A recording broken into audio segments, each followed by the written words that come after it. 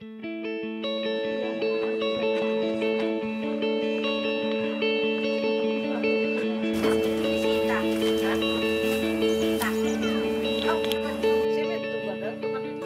the response phase, it was all about saving lives. It was getting in and giving people what they needed in order to survive.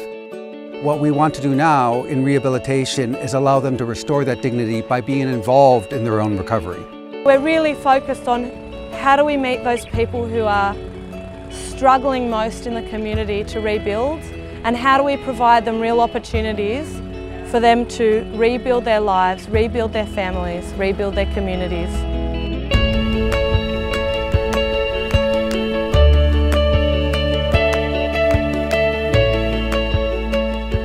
When World Vision arrived here in November, 6 months ago, it was absolute chaos.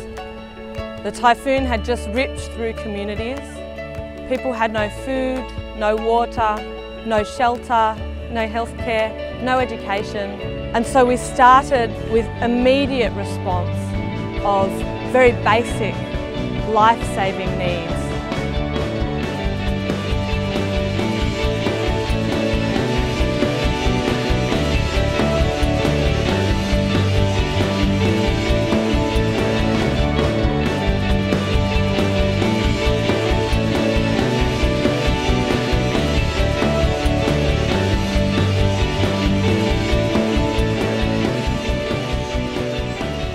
In the past 6 months, World Vision has been able to reach almost 750,000 people.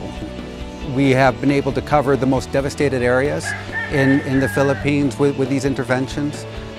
We've been able to accomplish quite a bit. There's still a lot of work to be done, but we've made very good steps. 6 months on, the Filipino communities and the children we're working with have come a long way. We're now looking at how do we move from tents to more sustainable housing, housing that will protect communities, protect families and protect children in the next typhoon.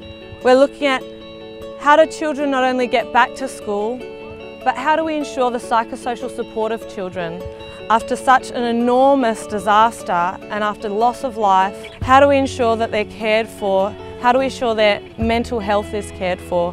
We're focusing on livelihoods. So how do we get people back into a normal life where they can sustain themselves?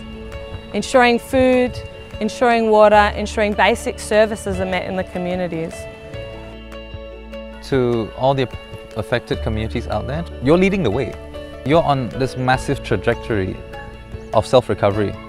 From our perspective, we just want to have inputs into that trajectory so that you don't end up where you were before, but you end up at a much better place.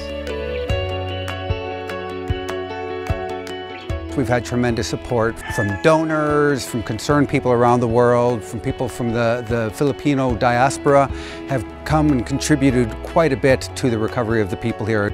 That has been a major opportunity. The very fact that the people want to take part in their own recovery, I think for me is the most important one. We can't restore the dignity without their engagement. When we do exercises like the Build Back Better workshop, where we're not just giving them stuff, but we're making them part of the recovery. They're actually learning how to help themselves.